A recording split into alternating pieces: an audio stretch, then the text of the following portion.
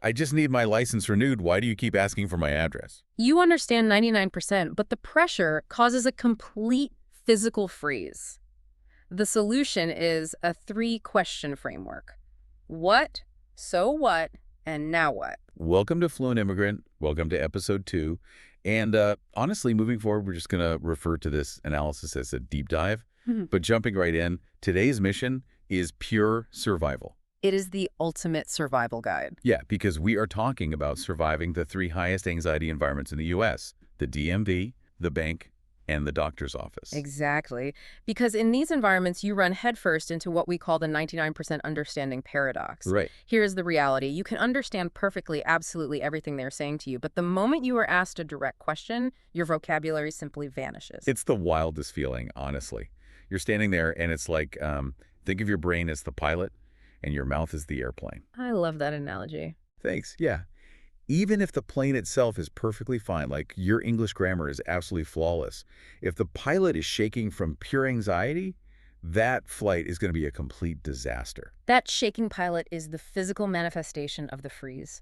And to stop that shaking, we cannot rely on textbooks. No, definitely not. We have to move from theory to physical, mouth gym, muscle memory. We need actionable tools to survive. I mean, just picture walking into the DMV. The absolute worst. Right. The fluorescent lights are buzzing. You've been sitting in a hard plastic chair for 3 hours, holding a folder of crinkled papers like it's your lifeline. Yeah. You finally get called to the desk, and this fast-talking clerk doesn't even look up at you. They never do. Never. And they just hit you with, I need your proof of residency, not your ID, because it's already scanned. Your heart just drops completely into your stomach. The instinct there, for almost everyone in that high-pressure situation, is just to nod and smile. Yeah, you just agree. But that is the worst possible move in a government office. It creates massive cascading confusion. Oh, really? Yes. When you nod, you are signing a verbal contract of comprehension. You are telling the bureaucracy to proceed, even though your brain has completely stopped processing the information. Look, I totally get that, but you just want to be polite. Polite does not help you here. But you're in a vulnerable position. You really don't want to be the difficult person holding up the line, especially when dealing with immigration documents or licenses.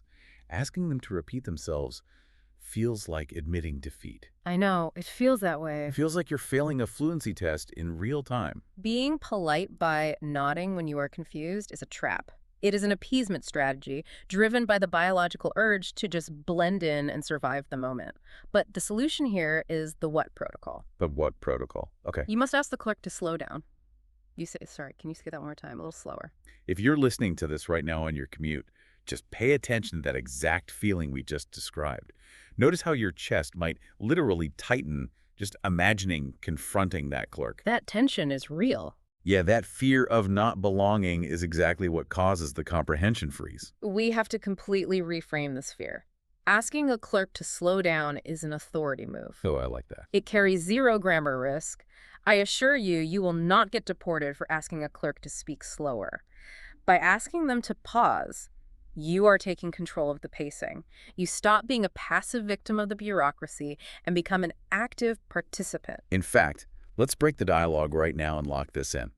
If you are listening in your car, pull over your mental car for a second. Yes, do this right now. I want you to practice this out loud to build that physical muscle memory. Repeat after me. Sorry, can you say that one more time? A little slower? Just say it out loud. Now you try. Seriously, do not worry if the person in the car next to you is staring. Building that mouth gym muscle memory is what stops the pilot from shaking. Exactly. You have to train your mouth to move, even when your brain is panicked.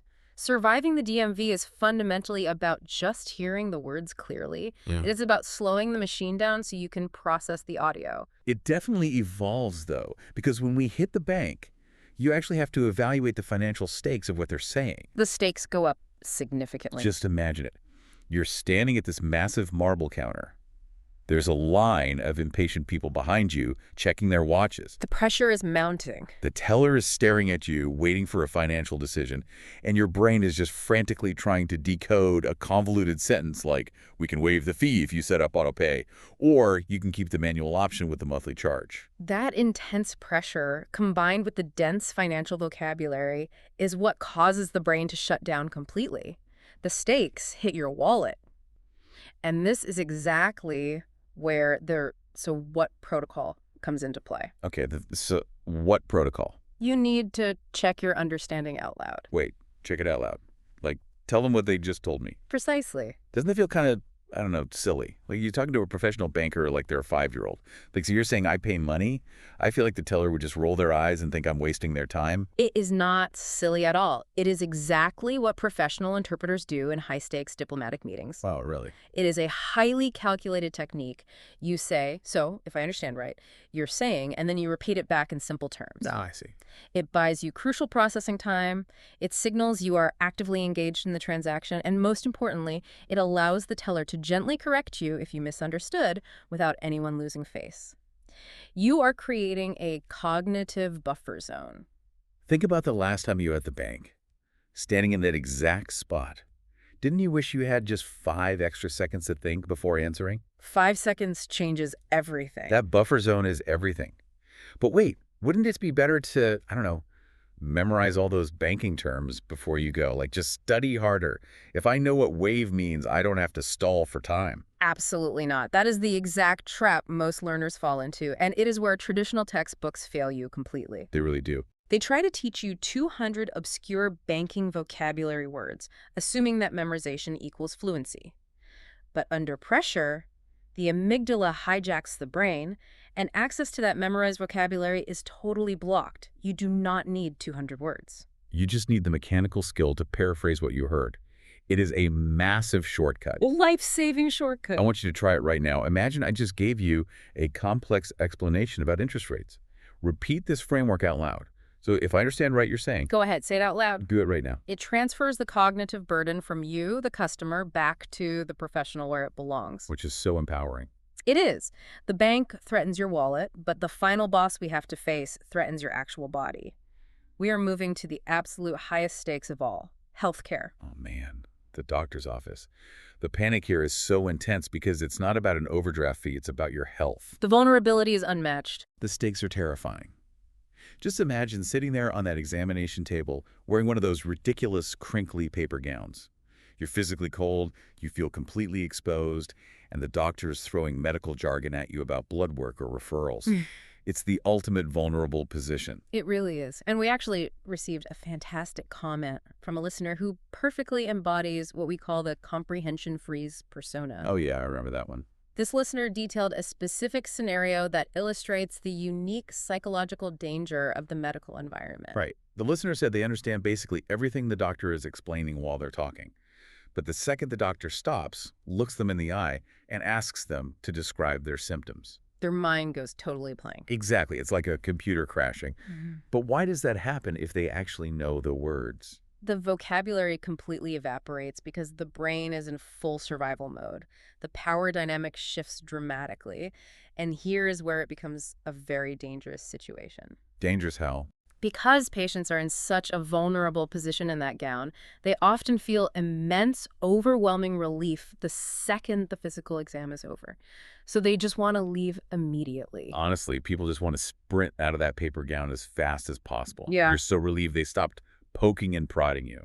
I completely understand the biological urge to escape the room, but you cannot give in to it. Why not? Because you get home, sit on the couch, the adrenaline wears off, and suddenly you realize you have no idea if you need a prescription or a follow-up appointment. You have literally no idea because you just ran away. If you are sitting on your couch right now, remembering a time you left a clinic and realized you had no idea what to do next, you know the exact cost of fleeing. It is a high cost. I cannot sprint out. You have to anchor yourself and get a clear roadmap. Which brings us to the mandatory exit script you must use here. It is the now what protocol. The now what protocol? Before you leave that examination room, before you take off that paper gown, you ask, okay, so what is the next step for me? That is so direct. It forces the doctor to crystallize their entire diagnosis into a set of actionable instructions. I want you to practice anchoring yourself right now.